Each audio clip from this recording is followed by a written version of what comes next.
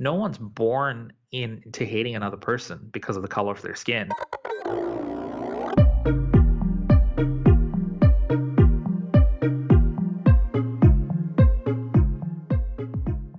I'd like to welcome Bosco Anthony to the Productivities Podcast. Bosco, thanks for joining me today.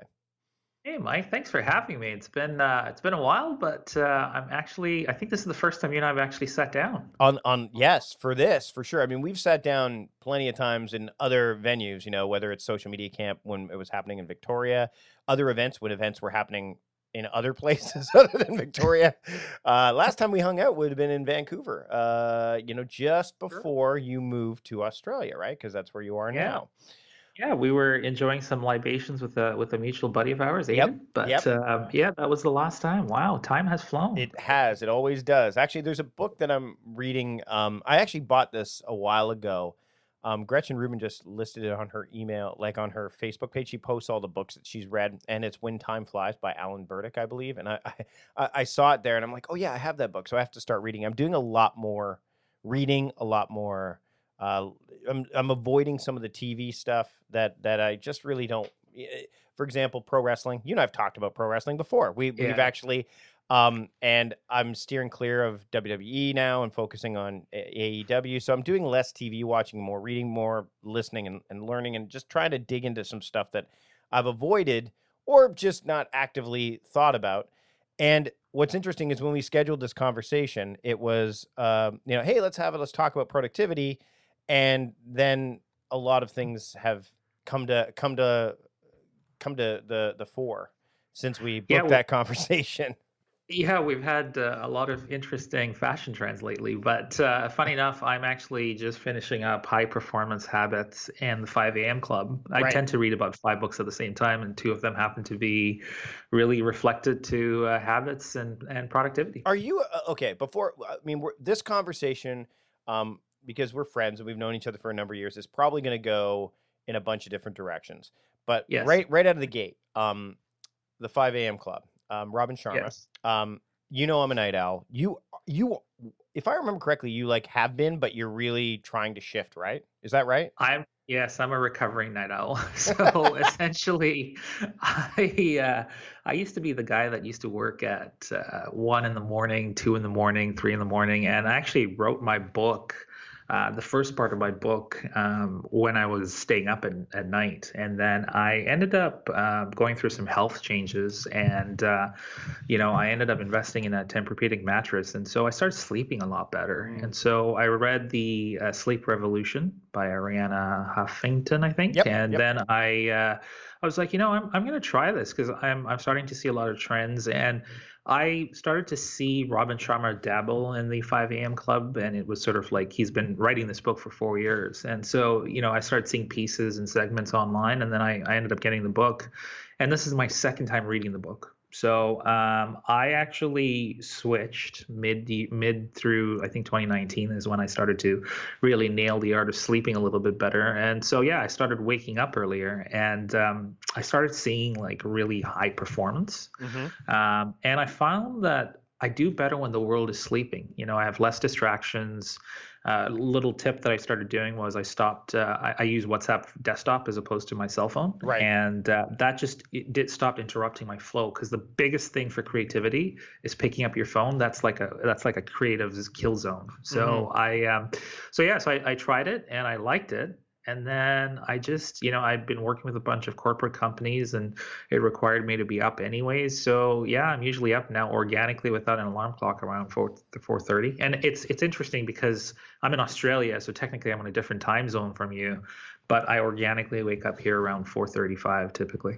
Wow, I see. And for me, I mean, it's interesting because you mentioned the idea of you want to work when the rest of the world is sleeping, and that's kind of why I've stuck with the night owl thing. So it's Yeah. really, I mean, much like with productivity, it's very personal. And I've been thinking a lot about um, productivity. I was listening to the podcast 1619, right, the New York Times Mhm. series, because I'm spending more time trying to understand racism, Black culture, and Right. also to that degree, I want to look more into Canada's own, situation with indigenous people and stuff like that. So I'm starting to explore that a bit more as well. And when I was listening to that podcast, and I talked to my wife about this yesterday, and I mean, this episode we originally scheduled to go out later, but I wanted to have this conversation now, so we're going to share it as soon as possible. But my wife, I was out and I was listening to the podcast. I came home, and some of the stuff that I heard that was happening back in the 1800s has transferred to today in terms of productivity, like the amount of cotton being picked.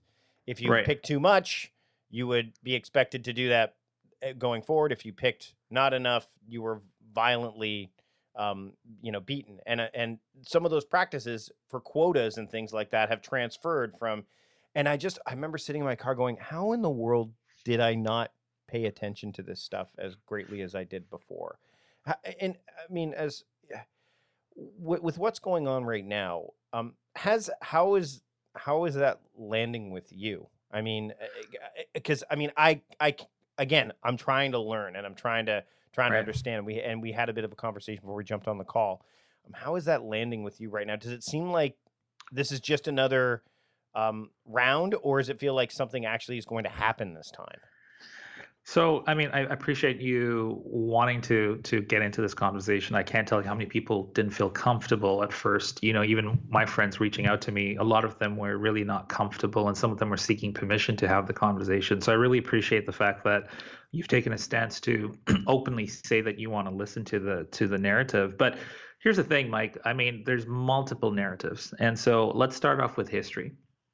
So American slavery started at 1526, and after 339 years, up to around 1865, that's when slavery ended, and we entered into the era of segregation. So 1865 till around 1954, that's the segregation area. Mm-hmm. And then the 1954 to now is what we called the undiscovered trends of racism. So racism has always existed. I mean, I looked at, I was born in Tanzania. My father was born in Zanzibar, so he comes from a colonial era.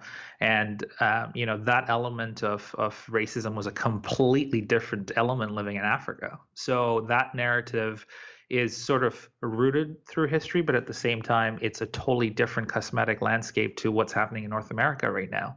And so if you ask anyone, what does this mean right now? It's totally a different narrative. It's a mixed bag of chips. I mean, in Australia right now, people are really looking at this and talking about the indigenous problems within Australia. I came to Canada just after 9/11, and I encountered forms of racism that had to do with, being stereotyped as a certain type of person.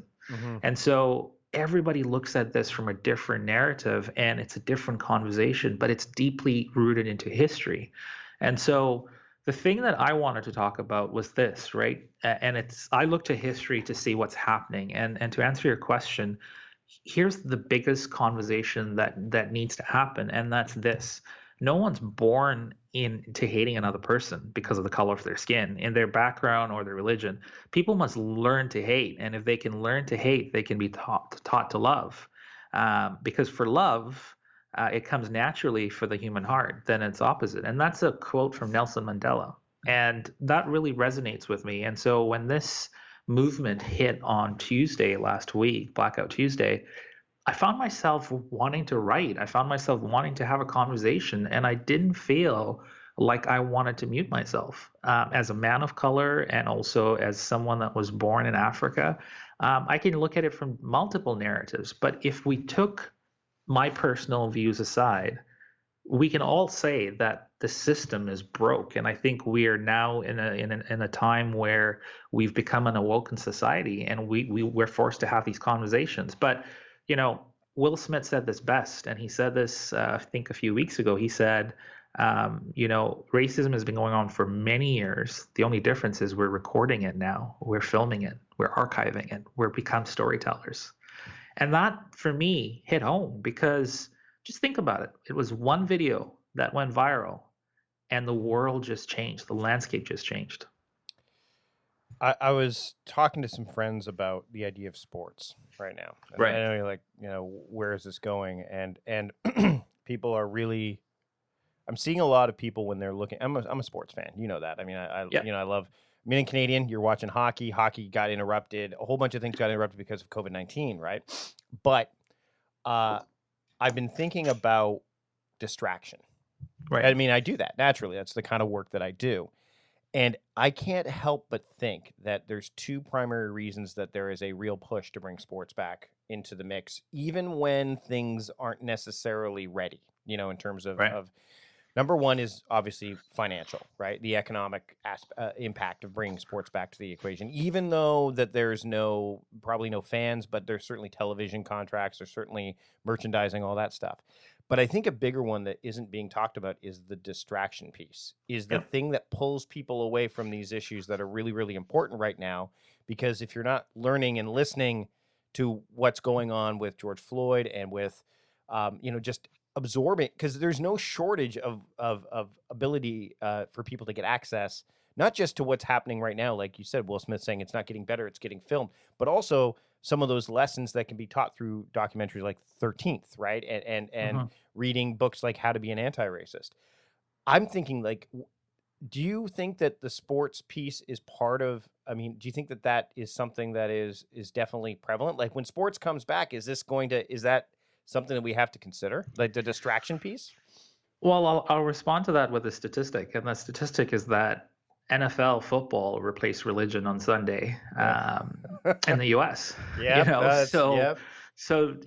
I'm a person that wouldn't give you a biased opinion. I just tend to look at trends and statistics, and that's a statistic, whether you like it or not. It's an uncomfortable statistic, but it's the truth. And so, if sports can replace faith, I think that it's probably a time right now where America is probably in need of it because, it is a distraction. And, I mean, I'm a fantasy football fanatic. I came first place in my business office league last year, and I spent most of my Sunday watching football and Thursday nights and Monday nights. So I think it is definitely a trend, and it's definitely something that distracts people. But it also is called the look over there method, right? But Mm. can this movement have legs outside of this current time? Absolutely. I mean, it's being seen all around the world, and people are putting their lives at risk, putting on a mask and going towards a gathering, peaceful or not. You know, I'm concerned about a second wave hitting, in a time of a pandemic and where isolation has become our fashion trend for this year. People are putting themselves at risk. And so obviously this is a topic and a conversation that's of meaning. And no matter where you stand, no matter where you point the finger and where you analyze this from, and no matter what the situation is, what sparked the outrage was the blatant disregard of human life. Mm. Now, I left Africa just after 9/11. I left Tanzania after the American embassy bombing in East Africa and in Nairobi and Dar es Salaam. And I also left Tanzania just after the Rwanda and Burundi genocides. And so, in some ways, I'm sad to say this, but I've become desensitized to some of these things, and I've seen death at a very young age. And so, as a young boy, you're desensitized to death. And for people in the West, a lot of people haven't seen this before. So no matter what your stance is on, no matter where you feel, the root cause of pain is watching someone die, and then it going viral. And then you have all the other narratives. You have the narrative of color, of authority, of responsibility. They're even talking now about defunding the police. There's so many different topics of conversation. So, look, I think I empathize with the people going through pain. I empathize with people that want peace. I'm not one of the people that's going to come on here and say that there's one narrative. There's multiple narratives, and all I can say is in order for us to make sense of where we're going, we need to look at history. And that's been always my guiding principle is where we come from.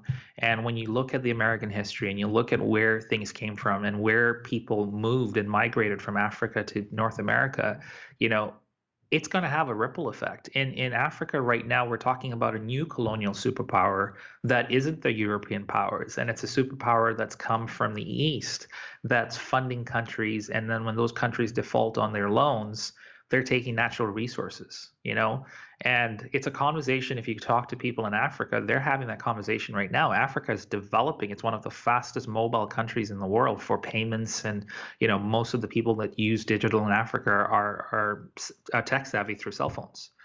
But let's not forget that there's a sleeping giant out east that is building its power because it's given loans to a lot of these countries because they require these loans to improve their infrastructure. And as soon as they default on those loans, this country is gaining even more power by taking those natural resources. And no one's Meal planning is important because it prevents us from being a disappointed wreck when dinner time comes around and we have no clue what to make, or even if we have the ingredients to make the meal.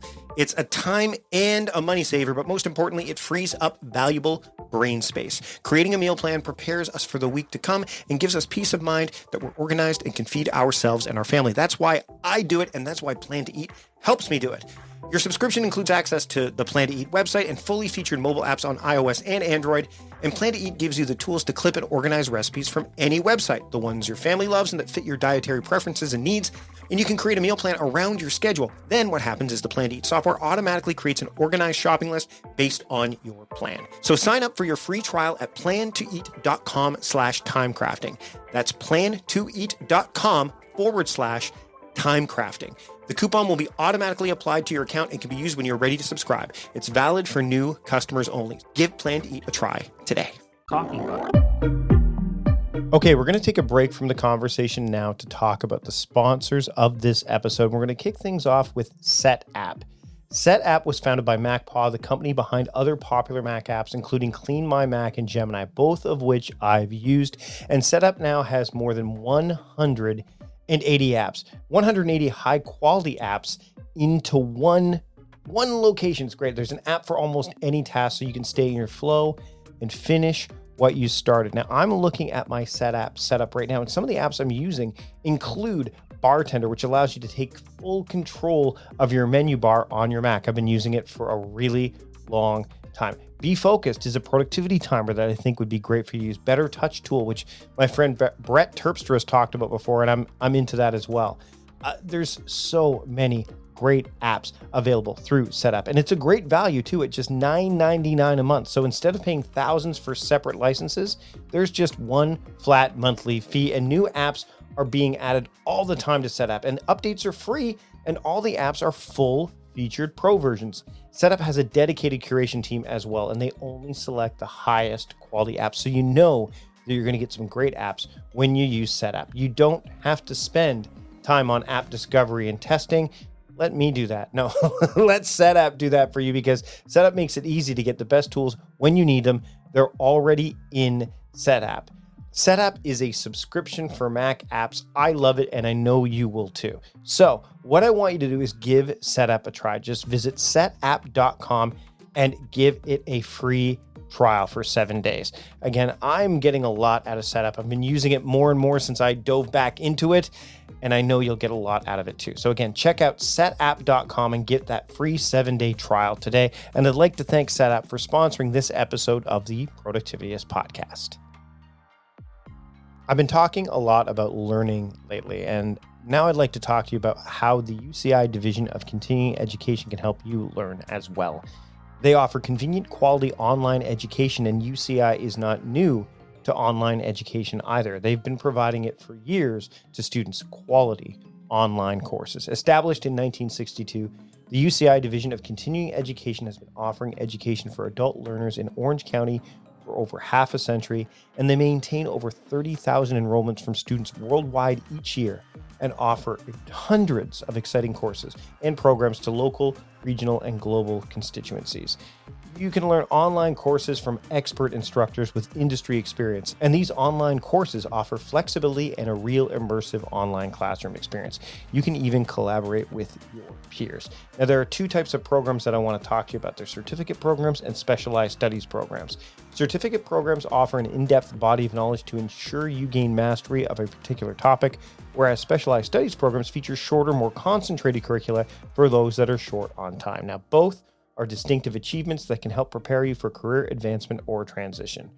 The UCI Division of Continuing Education has a plethora of categories that they offer online courses and certifications in, including business and leadership, IT, project management, law, human resources, and over 60 convenient certificates and specialized studies programs designed for the working professional. I want you to take advantage of what the UCI Division of Continuing Education can offer you today.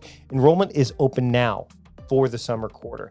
Courses begin as early as June 22nd. So if you are interested in learning more about these programs, but you're also concerned about the cost, well, UCI has scholarship options for those that qualify. All you need to do is visit ce.uci.edu/productivityist and then enter the promo code TIMECRAFTING to get 15% off of one course.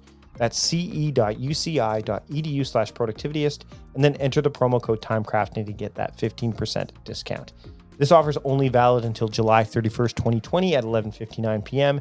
And the discount is almost for every single one of the certificate programs. The exceptions only include coding boot camps, international programs, teacher credentialing programs, and test prep courses. So what are you waiting for? Get your Learn On today. Yep, I said it. Get your Learn On today. Visit ce.uci.edu/productivityist and enter the promo code TIMECRAFTING. Get 15% off of one course today. Now it's time for the Productivityist Podcast Pick of the Week. And I'd like to recommend a podcast that probably doesn't need my help in terms of promotion, but I really do love the work of Brene Brown. And I've just started listening to her podcast, Unlocking Us. She describes the program as conversations that unlock the deeply human part of who we are so that we can live, love, parent, and lead with more courage and heart. There are a wide variety of episodes. She interviews Jay and Mark Duplass. That's one episode I'm looking to listen to, but the episode I'm really focusing on right now is the most recent episode as of this recording, and it's with Ibram X. Kendi on how to be an anti-racist.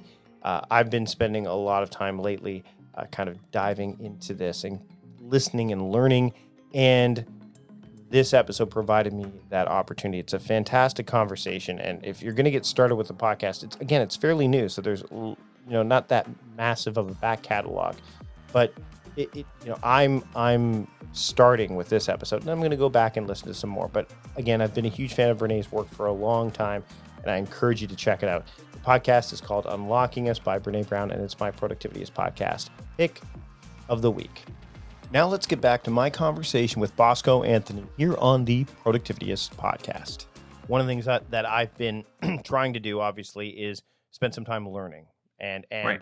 I mean, I basically have as part of usually what's part of what I call my minimum viable productive day, or what I call my daily waves. Lately, it's been all about optimizing and maintaining, especially since the kids are home and COVID-19 and all of that stuff. But normally it's write, audio, video, exercise, study. And I'm really trying to get back to the study aspect. Right. People, and again, when you're talking about attention, your attention gets pulled in a bunch of different directions. We just touched on that with the distraction piece. If people want it, how do you, if you're wanting to learn something or foster your knowledge about a specific area, let's say about what's going on. I mean, clearly you keep your finger on the pulse of a lot of different things. How do you set yourself up to be able to do that on a consistent basis without having that necessarily fall through the cracks? So I believe in a Spartan creed. It's a Spartan warrior creed, and it's a saying that says, "He who sweats more in training bleeds less in war." And I've lived by this creed for a very long time. And so I look at research and I look at information and knowledge as my practice and training ground, Mike. And I think that's the reason why I built a name for myself when I started speaking at Social Media Camp. And it's why you and I got into so many, conversations. And I think one of the coolest things about our friendship is we could meet for coffee, breakfast, or dinner, or even a libation, and we could talk for hours. Mm-hmm. And the reason is because we both love knowledge. And so, for me, I think it goes back to your purpose and the fabric of your DNA. I'm a curious mind. And so I don't look at research or staying dedicated to learning things as one of those tasks that you're like, oh, I got to go do this, like I got to go vacuum the floor. I look forward to it, and I tend to embrace the research and knowledge during my creative times, in my creative time blocks. Typically it's in the morning or in the evening, and lately sometimes in the afternoon too. I'll take some time to either, I still love reading the newspaper once a week. Like, I know that sounds weird, but I actually love the feel of paper in my hands. Mm-hmm. And so, research is an important part of my role as a digital strategist. And because I'm a speaker that's been on the road, 30 to 40 times a year pre-pandemic, I have to stay on the pulse. So I feel like there's three ways of resources that I look to. So the first is, just not just looking at Google and believing things, but also fact checking and also looking at alternative news to kind of look at it from different lenses. And so, it allows me not to just have one perspective, it allows me to have multiple perspectives, which, when you're not biased to one perspective, it allows you to absorb more information at a quicker, rapid pace. So in some ways, I feel like I'm a journalist that's curious about landing on narrative, but not knowing what the narrative looks like. Mm. The second element is my tribe. And so I'm fortunate to have a tribe that is very smart. And sometimes I'm around people that are smarter than me, and it doesn't threaten me. It doesn't really impact my ego, because if I take away one new thing or one area to look at, then I've won. And so that is a second element to preparing and learning. But the most important thing is learning has just become part of my DNA, and listening has become part of my DNA. And I've been doing this for probably about 8 to 10 years. And I feel that's the element, the crucial missing element that's allowed me to grow and step up. And if you don't embrace growth and you're scared of it, then it also hinders your performance. How do things like uncertain elements that come into play during, how does that affect your productivity? I mean, I know that Yeah. I mean, because I think that's besides the aspect of saying, this is how I operate. You Right. and I've had this conversation. You know that I love to engineer certainty wherever I can. I mean, to a Mhm. degree. What's hilarious is that we've also had the conversation where I've told you, like, some people find it to be very rigid, but once you do something for an extended period of time, it's not as it doesn't feel rigid, right? It's like when you first start doing it, because you kind of find the ways to bend the framework a bit, right? But when Right. so much uncertainty is going on, when you think about it, like right now, everything changes from day to day, week to week. I mean, daily themes have helped me during this process for sure, but I mean, I'll give a personal example right now is that, things have opened up a bit more back, as we're recording this in British Columbia. I mean, we have 0 cases of COVID-19 on the island at this point, on Vancouver Island. Right. Schools, Right. my son is back in school 2 days a week, part-time. That was something that I did not think would happen.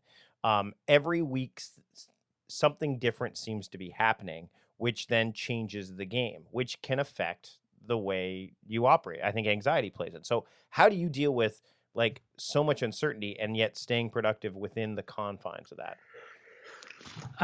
That's a really good question, Mike. And so I'm thinking about this from a book that I read, and I think it was called The Blue Zones, but essentially it talked about how people were content and happy with not having much. Yeah, And there was a study. the Blue Zones of Happiness by Dan Buettner, I believe, right? Yeah, Yeah. yeah. And so, it reminded me of a time in Africa when I was going through Egypt and a bunch of other places. I've traveled quite a bit, fortunately. And, I met some of the most simple people in life that don't have an RSP or, an American savings account or, a retirement fund. And they're some of the happiest people that will welcome you into their house and share their food and the limited, space.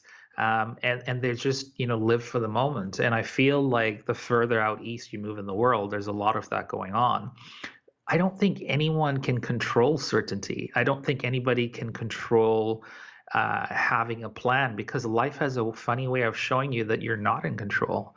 And so I've been telling people, that I've been doing the remote workspace before it became a fashion trend, you Mm, know? And so I feel like, do we have moments where we struggle? Absolutely, and do we have areas where we stumble? We're human. But, courage is resistance to fear, mastery of fear, not absence of fear. And so, is it important to know when you're having moments of fear? Absolutely. Is it important to articulate it? Yeah. Have I gone through that? Absolutely. But I think my mind just goes into the fact that, you know, we tend to sort of over catastrophize what's going on sometimes. mm, And I feel like, at the end of it, the world kind of slowed down for a month, and ad spend decreased drastically. Businesses kind of laid people off, and the world just went into like survival mode. And any person you ask that got laid off, or like any person that was affected by this, let's say in the retail or the bar sector, they tell you like this sucks, but they understood why they were being laid off, mhm. because at the end of the day it was the survival and human mankind, sustainability that was at the forefront. And so the people who got laid off eventually got called back, some of them, and rehired. And granted, there's a massive workforce that is now in need of a migration shift as well. But we sort of as humans kind of adapted and try to find ways to kind of move around it. That's the fabric, is we're a resilient tribe if we choose to be. And so I feel like for myself as a person, I think my mind was my biggest weapon, my mindset.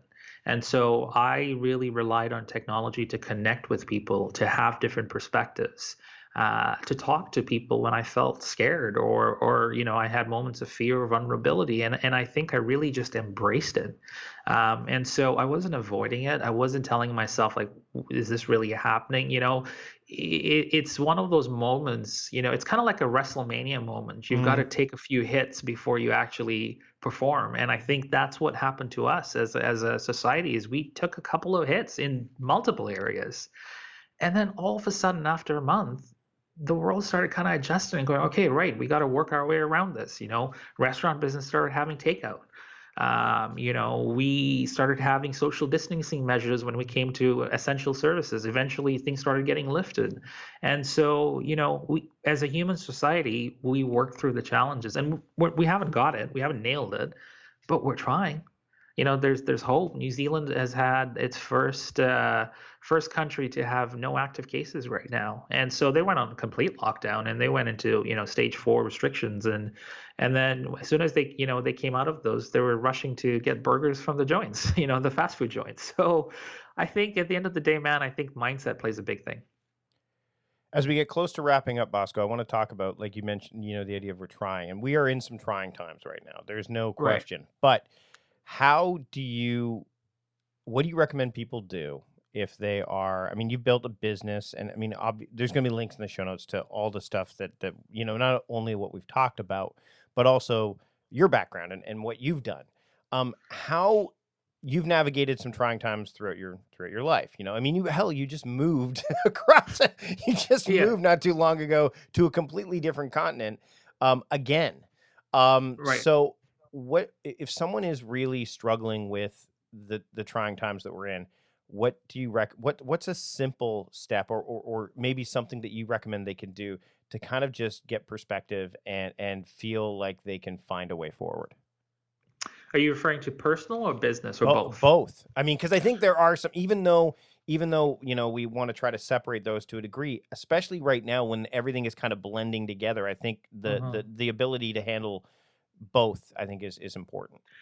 So, I mean, look, I think self-talk is a big one right now, personally, and I feel like the language you have with yourself is the language that basically portrays itself through your actions.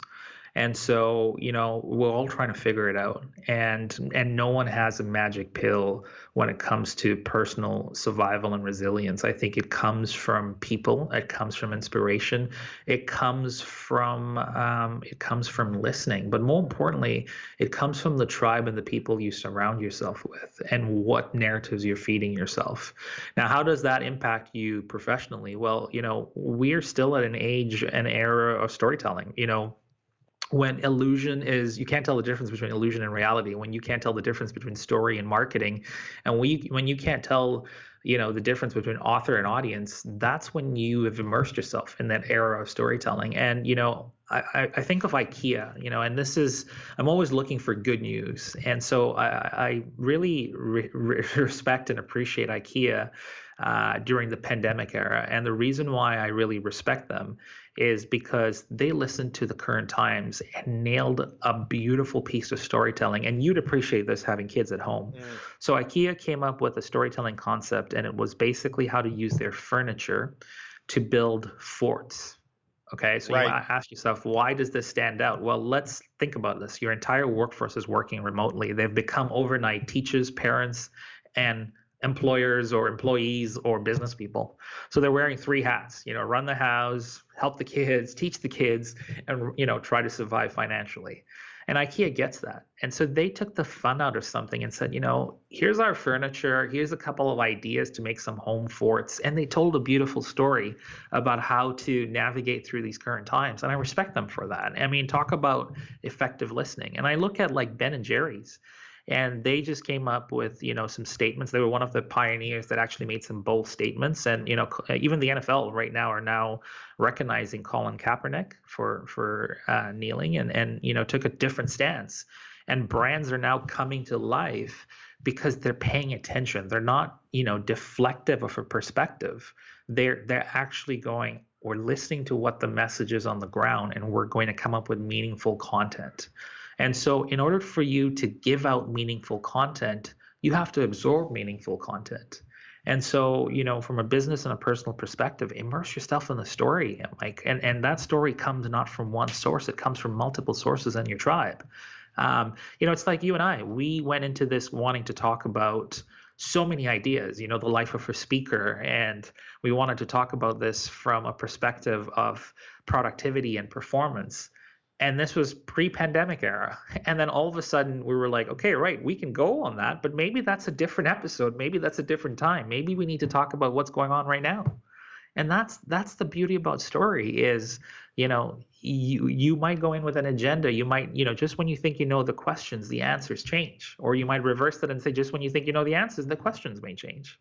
So I feel like, as a person right now, it's really about just having those conversations.